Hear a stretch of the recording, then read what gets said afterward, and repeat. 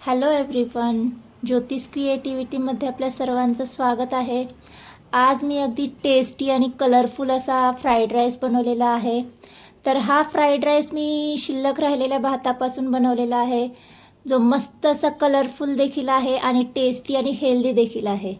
तर हा भात बनवण्यासाठी माझ्याकडे ज्या भाज्या शिल्लक राहिल्या होत्या त्यापासून मी बनवलेला आहे। त्यामध्ये पनीर होते, स्वीट कॉर्न होते आणि फ्रोझन मटार होते। तर आज फोडणीसाठी कांदा, मिरची आणि मी काजूचे तुकडे घेतलेले आहेत। तर सगळ्यात अगोदर गॅसवर कढई गरम करून घेतली, त्यामध्ये तेल घालून घेतलं।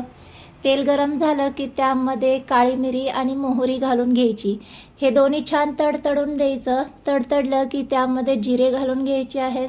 जिरे देखील आपल्याला छान तडतडून घ्यायचे आहेत।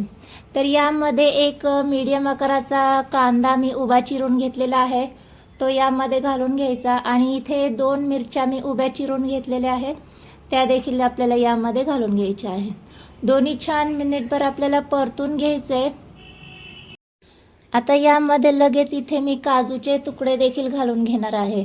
तर फोडणीमध्येच मी काजू देखील घालून घेणार आहे। तुम्हाला आवडत नसतील फोडणीमध्ये तर तुम्ही सेपरेट तळून देखील घालून घेऊ शकता किंवा काजू स्किप केले तरी चालेल, पण छान लागतात भातामध्ये काजू घातले तर एकदा नक्की ट्राय करा। तर हे सगळं छान आपल्याला गोल्डन कलर होईपर्यंत परतून घ्यायचे। तर इथे छान असा गोल्डन कलर आलेला आहे। आता यामध्ये आलं लसूण पेस्ट घालून देखील मिनिटभर आपल्याला परतून घ्यायचे। आता हे सगळं छान परतून झाले। आता यामध्ये भाज्या घालून घ्यायच्या आहेत। इथे मी फ्रोझन मटार आणि फ्रेश स्वीट कॉर्न घालून घेणार आहे। तुमच्याकडे ज्या भाज्या अवेलेबल असतील त्या तुम्ही घालून घेऊ शकता। हे सगळं आपल्याला छान मीडियम गॅसवर 2 मिनटं परतून घ्यायचे, म्हणजे आपल्याला मटार सॉफ्ट होईपर्यंत परतून घ्यायचे।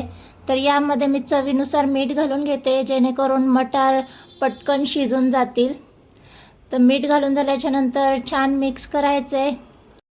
साधारण 2-3 मिनिटांनी मटार छान सॉफ्ट शिजला जातो। तुम्ही पाहू शकता इथे मटार छान आपले सॉफ्ट झालेले आहेत।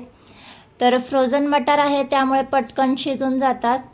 आता यामध्ये मी पालक प्युरे घालून घेणार आहे।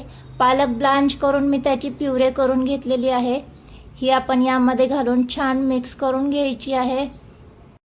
आता लगेच यामध्ये आपण जो भात आपल्याकडे शिल्लक राहिलेला होता तो यामध्ये घालून घ्यायचा आहे।